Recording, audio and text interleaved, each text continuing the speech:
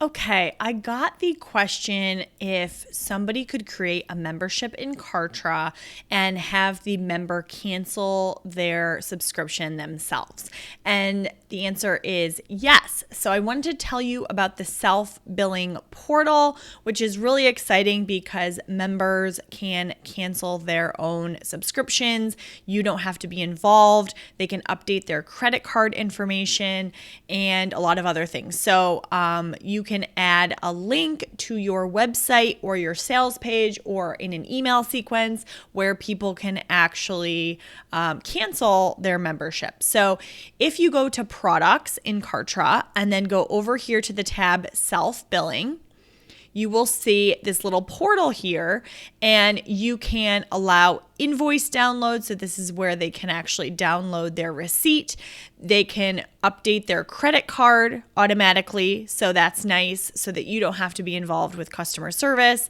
They can update their billing details, which of course is going to save you on any failed payments.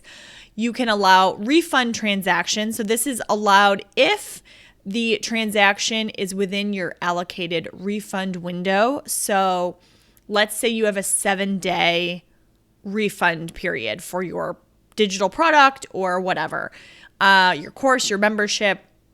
If you have a 7-day refund, if it's within that 7 days, if you toggle this on, the member can actually go and cancel and refund their transaction themselves, which is really nice.